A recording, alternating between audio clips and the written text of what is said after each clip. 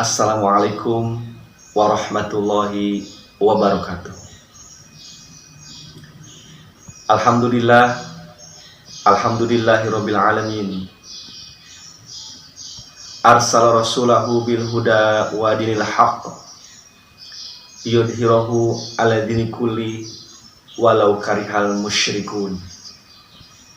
Asyhadu an la ilaha illallah wahdahu la syarikalah wa asyhadu anna Muhammadar Rasulullah la nabiyya ba'da. Wa sallallahu ala Rasulillah Sayyidina Muhammadin abillah amma ba'd. Faqad qala ta'ala fil ayatil aziz wa huwa asdaqul qailin. A'udzu billahi minasyaitonir rajim. Bismillahirrahmanirrahim. Falamma balagha ma'hus sa'ya qala ya bunayya inni ara fil manami anni adbahuka fanzur madza tara. Qala ya abatif alma tu'mar satajiduni insyaallahu minas sabirin. Shadaqallahul azim. Yang pertama dan yang paling utama, marilah kita senantiasa memanjatkan puja-puji syukur kita kehadirat Allah Subhanahu wa ta'ala. Allah yang telah memberikan kepada kita nikmat yang sangat banyak sekali. Nikmat iman, nikmat sehat, dan nikmat panjang umur. Allah yang telah memberikan kepada kita hidayah, kesempatan untuk memanfaatkan umur yang masih ada untuk beribadah kepadanya. Allah yang masih memberikan rizki kepada kita di tengah-tengah pandemi. Hadirin yang budiman, hidup jangan putus asa. Hidup jangan pesimis. Allah tidak akan menutup rizki kita walau pandemi melanda. Dialah Tuhan yang Maha Agung, Tuhan yang Maha Esa, Allah Subhanahu wa ta'ala. Salawat tering salam semoga selalu tercurahkan kepada paduka alam, junjungan kita semua, Nabi yang menjadi suri tauladan kita dalam kehidupan kita, ketika kita sendiri maupun ketika kita bermasyarakat. Nabi yang kepadanya diturunkan Al-Quran untuk pedoman hidup buat kita. Dialah Nabi kita yang mulia, Nabi besar Muhammad Sallallahu Alaihi Wasallam. Jawab ya dengan sholawat kalau kita dengar asma Nabi. Jangan diem baik. Karena orang yang pelit itu bukan orang yang gak pernah ngasih duit. Orang yang pelit itu orang yang ketika mendengar asma mulia ini, dia diem baik. Makanya jawab ya dengan sholawat kepada Rasulullah Sallallahu Alaihi Wasallam. Pemirsa yang budiman yang dirahmati oleh Allah. Falamma balagha ma'ahus sa'ya qala ya bunayya inni ara fil manami anni adbahuka fanzur madza tara. Qala ya abatif alma tu'mar satajiduni insyaallahu minas sabirin. Dan ketika dia berumur sanggup di sini artinya Nabi Ismail kecil, Nabi Ismail remaja, sudah bisa berusaha atau membantu bapaknya.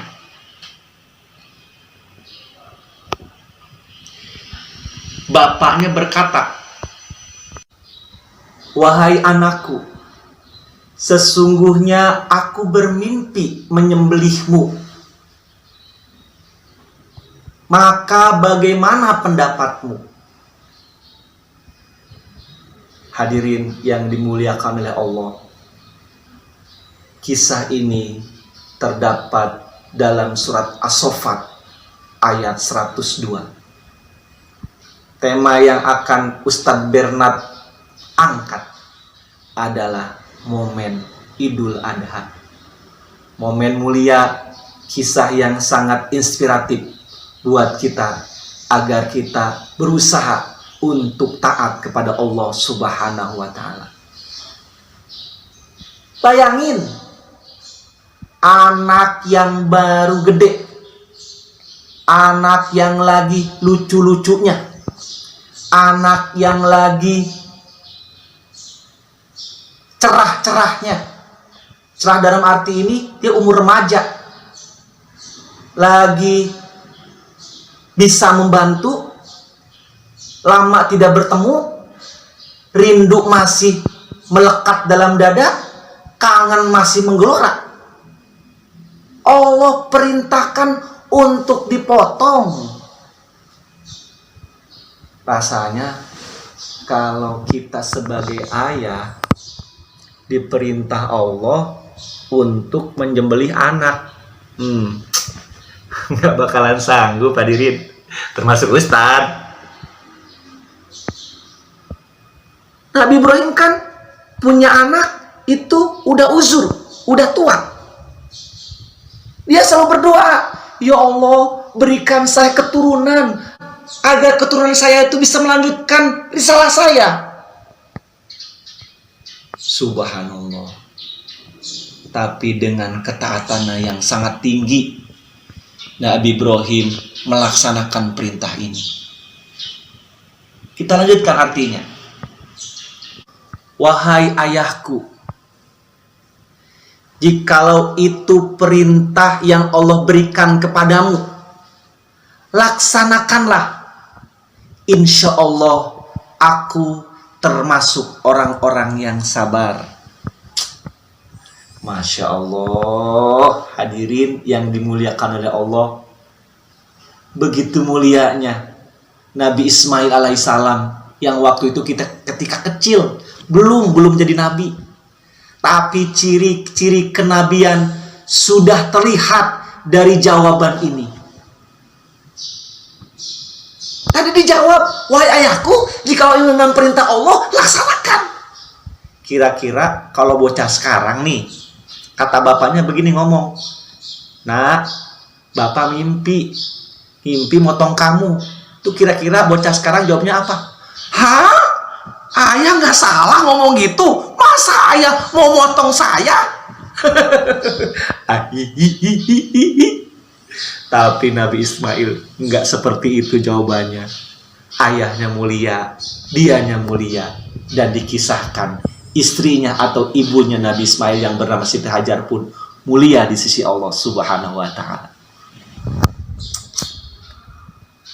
Hadirin pemirsa yang dimuliakan oleh Allah Subhanahu wa Ta'ala.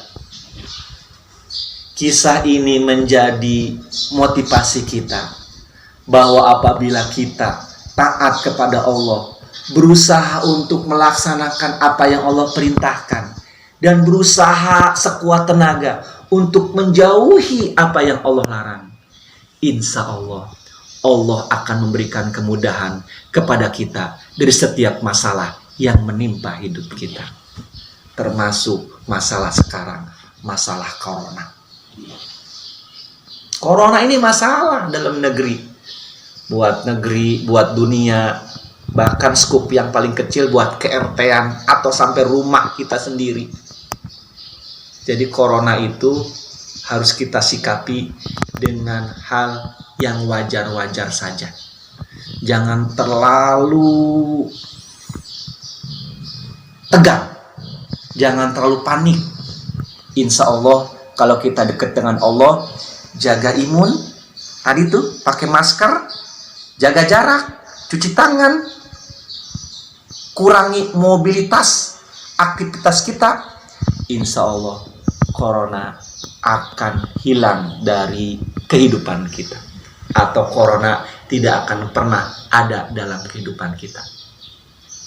Hadirin yang dimuliakan oleh Allah Subhanahu wa Ta'ala, pemirsa yang budiman, Nabi Ibrahim itu dijuluki Khalilullah, kekasih Allah. Kenapa Nabi Ibrahim itu dijuluki Khalilullah? Karena Nabi Ibrahim punya 3 amalan yang mulia. Yang pertama, amalan Nabi Ibrahim adalah Nabi Ibrahim selalu mementingkan kepentingan Allah daripada kepentingan selain Allah. Puncak-puncak perintah untuk membuktikan ketaatan Nabi Ibrahim kepada Allah Subhanahu wa taala, ya ayat yang tadi yang dibaca, momen sekarang Idul Adha, itu puncak-puncaknya. Harta hilang masih mending lah. Mobil hilang masih mending. Tanah hilang masih mending. Tapi ini anak, satu-satunya lagi suruh dipotong. Karena emang ada sebagian orang yang anak itu merupakan harta yang paling berharga. Bayangin hadirin, kalau kita hidup berumah tangga, nggak punya anak, walaupun dia kaya, banyak duit, hartanya berlimpah, di rumah nggak punya anak, nggak ada tangisan bayi, nggak ada sosok cerah, sosok ceria yang jalan ke sana, jalan ke sini untuk menghibur kita ketika kita capek. Bayangin, rumah seperti itu sepi, hambar, tidak bermakna. Jadi anak itu ternyata memang pelipur jiwa, penghibur hati. Capek-capek kerja, lelah badan, letih tulang, melehoi. Pas ngelihat anak sampai di rumah, hilang semua rasa capek. Subhanallah. Jadi ini betul-betul perintah yang benar-benar kalau tidak mempunyai keimanan dan ketaatan yang tinggi, tidak akan bisa untuk dilaksanakan. Tapi nih Nabi Ibrahim top markotop, teruji ketaatannya. Makanya dia dijuluki Khalilullah, kekasih Allah. Itu Allah yang menjuluki kepada dirinya. Hadirin yang dimuliakan oleh Allah Subhanahu wa ta'ala, pemirsa yang budiman. Yang kedua, amalan Nabi Ibrahim, sehingga Nabi Ibrahim disebut sebagai Khalilullah. Nabi Ibrahim tidak pernah risau, tidak pernah galau atas ketentuan Allah yang menimpa kehidupannya. Kan hidup ini hanya 2 kuncinya, sabar sama syukur. Sabar ketika kita ditimpa musibah, syukur ketika kita mendapatkan rezeki atau kebaikan. Nabi Ibrahim itu dikasih kaya, alhamdulillah. Dikasih miskin, innalillah, atau bersabar, atau berserah diri. Hidup itu kan bagaikan roda. Kadang di atas, kadang di tengah, kadang di bawah. Bagaikan gelombang, kadang pasang, kadang surut. Nggak ada manusia di dunia ini yang hidupnya seneng aja, bahagia aja, kaya aja. Nggak ada. Dibalik nih, nggak ada manusia di dunia ini yang hidupnya miskin aja, sedih aja, seret aja. Nggak ada. Hidup itu fluktuasi. Kadang di atas, kadang di bawah. Kadang rezeki lancar, kadang rezeki seret. Kadang kaya, kadang miskin. Nah, kunci hidup itu ketika kita kaya, kita bersyukur. Ketika kita miskin atau seret dari rezeki kita, kita bersabar. Ketika kita sakit, kita bersabar, ucapkan innalillah. Ketika kita sehat, kita bersyukur, ucapkan alhamdulillah. Begitu. Hadirin pemirsa yang dimuliakan oleh Allah Subhanahu wa ta'ala. Dan yang terakhir atau yang ketiga, ini yang ketiga, itu bisa kita ikutin, bisa kita laksanain. Apa? Nabi Ibrahim selalu mengajak orang makan ketika waktu makan tiba. Itu sepele. Kan Allah itu memberikan kesempatan kita untuk berbuat baik, itu tidak dilihat dari banyaknya. Siapapun bisa ngasih makan. Ilokan kita di rumah kagak masak. Ilokan kita di rumah kagak ada beras sebiji-biji acan. Orang miskin ngasih makan, ya sepiring sama tetangganya, sepiring sama yang orang miskin yang lainnya. Mohon maaf. Yang sedengan, dia masak misalnya 2 liter, ya kasih atuh fakir miskin yang pada waktu itu di tengah-tengah warga kita, atau di sekeliling kita, atau di sekitar kita yang belum masak, 2 piring. Yang kaya banget, tiap Jumat beli nasi bok, beli nasi padang, kirim ke masjid-masjid yang di situ ada sholat Jumat dilaksanakan. 1000 bok, 100 bok, 200 bok. Jadi ternyata Allah itu memberikan kesempatan kepada siapa saja untuk berbuat kebaikan. Betul nggak? Bener kan?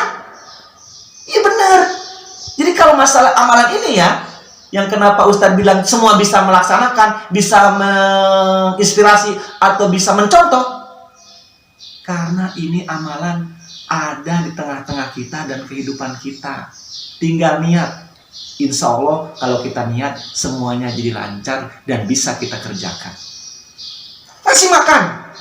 Nabi Ibrahim itu kalau seandainya waktu makan tiba, dia siapin meja hidangan, kemudian makanan sudah dihidang, sudah disajikan, kursi sudah dipasang. Kan dalam kisahnya, rumah Nabi Ibrahim itu punya pintu yang sangat banyak. Dia lihat keluar, ada orang lewat. Sini saudaraku, duduk di sini, makan bersama denganku. Satu orang masuk, duduk, belum makan, masih dia mencari. Ada lagi orang lewat. Sini, saudaraku, ayo makan bersamaku. Kita makan berjamaah. Nyari lagi, sampai banyak orang di rumah Nabi Ibrahim. Kemudian mereka pun makan bersama atau makan berjamaah. Bahkan yang lebih hebat, ketika Nabi Ibrahim tidak melihat satu orang pun di sekitarnya, ketika makanan sudah tersaji, dia jalan keluar. Jauh berjalan. Untuk apa? Untuk diajak makan bersama. Ini mah kalau kita masak, aromanya kecium sama tetangga kita. Boro-boro kita bagi dia. Apalagi kalau tetangga kita lagi hamil atau lagi ngidam. Hati-hati tuh. Kita masak nih, terus tetangga kita ada yang lagi ngidam, nyium aroma masakan kita. Pengen banget ini. Terus kagak kita bagi. Sampai pas lahir itu anaknya ngaca. Mohon maaf, ngaca. Itu dosa buat kita hadirin. Apalagi kalau kita lihat keterangan Rasulullah Shallallahu Alaihi Wasallam, ada 4 golongan yang dirindukan oleh surga. Sekali lagi, dirindukan oleh surga. Jadi bukan kita yang cari surga, tapi surga yang cari kita. Apa itu? Apa amalan itu? Orang yang suka ngasih makan orang yang sedang lapar. Ayolah, ini mah kecil, kita amalin. Kita kan kalau jajan banyak duitnya, beli makanan banyak. Janganlah dimakan sendiri, bagi-bagi dong, bagi dong. Insya Allah, hadirin yang budiman, yang dimulakan oleh Allah, kalau kita berusaha untuk mengamalkan amalan Nabi Ibrahim yang 3 tadi, insya Allah, Allah akan meninggikan derajat kita. Allah akan menyayangi kita. Allah akan memberkahi kehidupan kita. Amin. Amin ya Rabbal Alamin. Sekian ceramah dari Ustadz Bernard. Motivasi ibadah Ustadz Bernard. Terima kasih atas perhatian dan kebersamaannya. Mohon maaf atas segala kekurangannya. Kusikum wa nafsi bitaqallah. Assalamualaikum warahmatullahi wabarakatuh.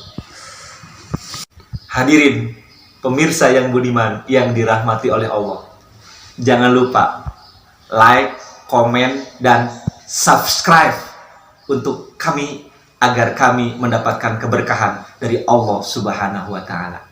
Kita sama-sama menyebarkan kebaikan, sama-sama berdakwah. Ustadz Bernard dakwah, pemirsa menyebarkan, insya Allah pahalanya sama di sisi Allah Subhanahu wa Ta'ala. Amin, amin ya robbal alamin.